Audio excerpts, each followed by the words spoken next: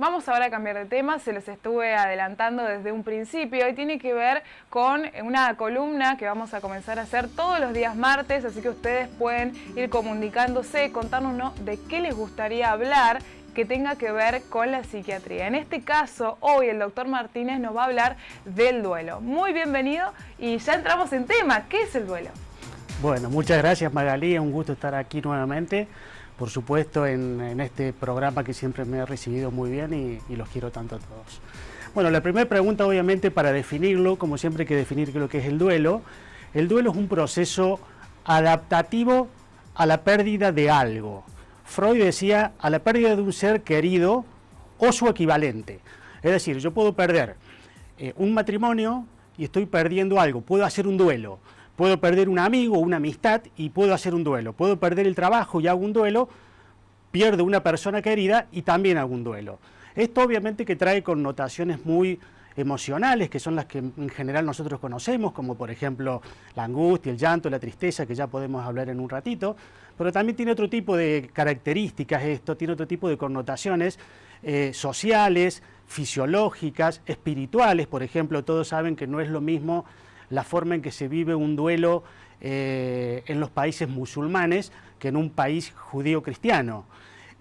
Por supuesto que las características cuando se pierde un ser querido, mucho tiene que ver en la forma en que se va a producir la elaboración de este duelo, tiene que ver el vínculo que yo tengo con la persona fallecida, el nivel de dependencia que yo tengo con la persona fallecida, el nivel afectivo que tengo con la persona fallecida, y por supuesto las connotaciones generales que pueden hacer a lo mejor a cómo se produjo esa pérdida. Es decir, no es lo mismo una pérdida de una persona que fallece en un accidente automovilístico o aéreo cuando ayer estaba perfecto, a aquella persona que fallece después de padecer alguna enfermedad terminal en donde hace tiempo que ya viene dentro de este proceso. Tenemos algunas placas para que nos comentes. Había visto una en particular de una obra de arte. Exactamente, la primera, creo que es la primera, que es, yo diría, la placa, no, esa es la segunda me parece. La primera es la placa de la Piedad.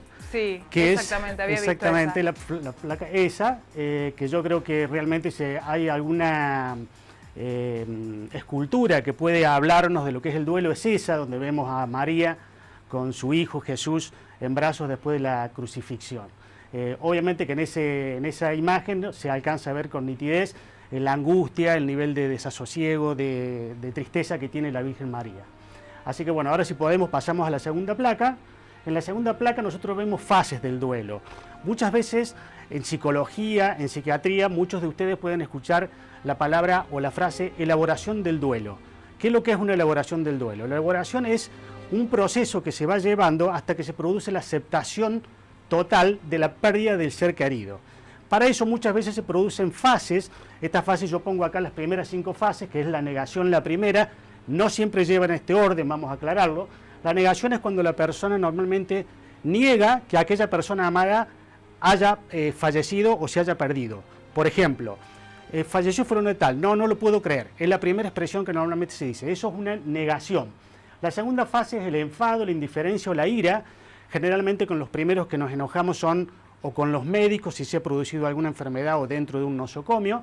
Y segundo, por supuesto, siempre nos enojamos con Dios. Siempre nos preguntamos dónde estaba Dios, qué estaba haciendo, si estaba durmiendo la siesta, por qué no estaba en este momento conmigo, por qué esto a mí, etcétera, etcétera. Después la tercera fase se llama negociación, que es en donde uno realmente busca los pros y los contras de la vida y de la muerte de esta persona. Vamos a poner un ejemplo. Si uno tiene un ser querido, como por ejemplo el papá o la mamá que padece de Alzheimer, y con el tiempo el deterioro se va marcando, esto muchas veces hace que cuando el familiar fallezca, uno a veces le encuentre, digamos, cosas a favor, como por ejemplo, bueno, ya estaba sufriendo, en realidad para que siga sufriendo no valía la pena, no era la persona que yo conocía, etcétera, etcétera. En este tipo de negociación, cuando hablamos, por ejemplo, del caso del Alzheimer, suele pasar lo que nosotros llamamos un preduelo. ¿Un preduelo qué significa? Empezar a vivir desde lo emocional un duelo de manera previa a la muerte real del paciente o del familiar, ¿sí? Entonces, cuando llega el momento de la muerte real, uno emocionalmente ya ha vivido parte de ese duelo. La cuarta dice dolor emocional. El dolor emocional es la tristeza, la angustia, el desasosiego, el llanto, que tienen algunas características, por supuesto, y por último el nivel de aceptación. Aceptación, siempre hago una aclaración, que aceptación no significa olvidar. Aceptación significa reconocer que yo no tengo el poder para manejar situaciones y aceptar esa situación que yo no puedo manejarla. No significa olvidar. ¿El duelo puede complicarse en algún punto? ¿Hay algún momento en el que se sale de lo común? Sí, así es. Muy buena la pregunta porque muchas veces se puede lo que nosotros llamamos duelo complicado. Si vemos la otra imagen, acá tenemos 3 tipos de tipología del duelo. El duelo normalmente, Magalí, es un proceso que normalmente puede llevar 12 meses, por supuesto que es muy variado dependiendo de las personas y de las características que yo dije en un primer momento, pero en términos generales se estima que puede llegar 12 meses, siempre aclarando que lo que puede disminuir es el sufrimiento, que puede ser optativo, pero no el dolor. El dolor es inconmensurable y uno lo va a llevar por siempre. En este caso, en donde el duelo puede ser bloqueado, significa que de las etapas que yo marqué, el duelo puede quedarse, por ejemplo, en la negación o en la ira, es decir, aquellas personas que a partir de ahí viven enojados con Dios. Entonces se enojan y se enojan y se enojan y no terminan de aceptar la situación de duelo real.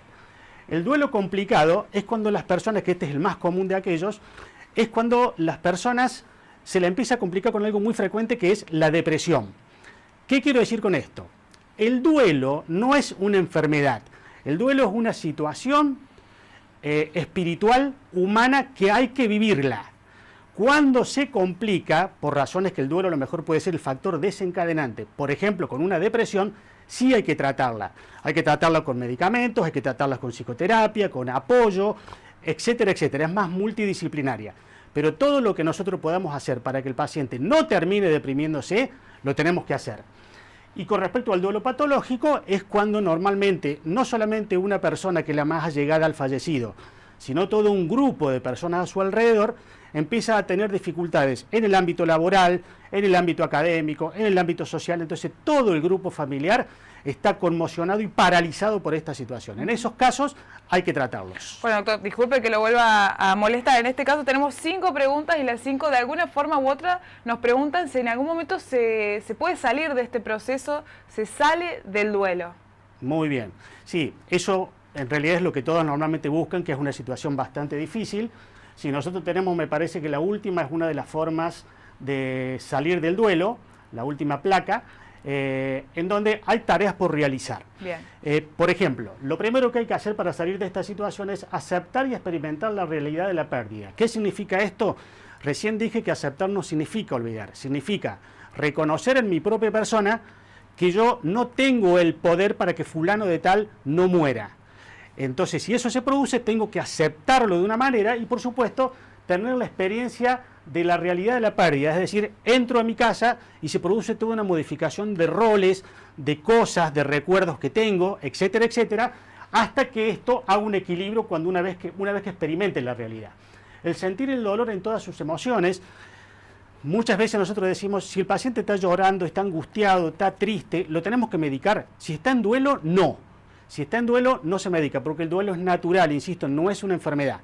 Únicamente lo tratamos cuando ya empieza a tener sintomatología de depresión, que es muy difícil, o muy distinto, perdón, a tener tristeza. Acordémonos que no toda depresión cursa con tristeza y no toda tristeza es depresión. Y por último, adaptarse a un nuevo ambiente. Un poco lo que decía anteriormente con respecto a que a partir de ahora los lugares se han modificado, se producen cambios de roles a los cuales uno tiene que adaptarse.